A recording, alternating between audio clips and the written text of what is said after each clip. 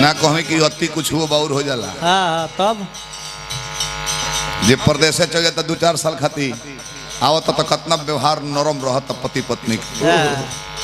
आज ये बराबर घर है गृहस्थी करता रहे नु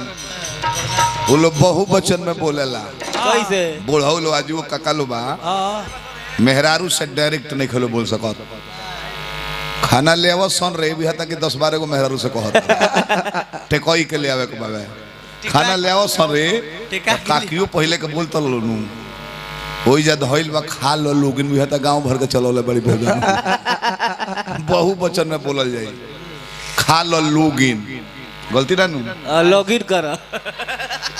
जनी पहले के भाषा काका लोग होत रहे मर्द मेहरारू में पहले पीटा पीटी दिली न हुई ए घरी तो नॉर्मल बा नॉर्मल बा ए घरी मारा मारी होता नहीं खे कोनो मर्द मेहरारू पर हाथ उठाओ तरे नहीं खन उठाओ जानता रहे कि सारा इंडिया तुरंत बैंक बैलेंस दे दी तुरंत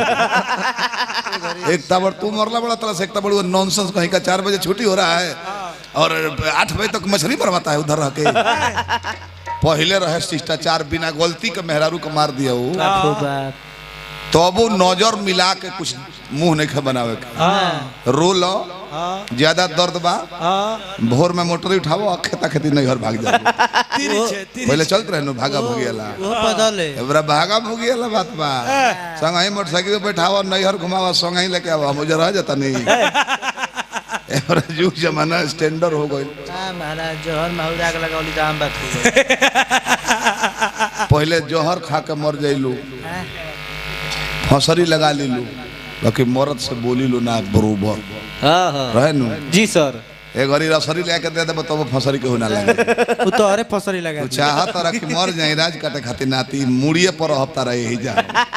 एक घड़ी कहीं सुना था बोलना नहीं गुरुजी डिवोर्स होता है कहीं कहीं देख ले अपना माइये के देख ले अपना घर के बारे में मत बताओ पहले पलंग पर बैठ के मर्द खात रहे हैं हाँ तो मेहरारू के हिम्मत ना रहे बैठ जाएगा बरोबर ही ना बेना खड़ा होकर हाँ तरी रोटी लाई चुप चुप चुप भक भक बोलते रहे घट से मांगम ना खाई खाई खाई अब बेना हाकत रहे लो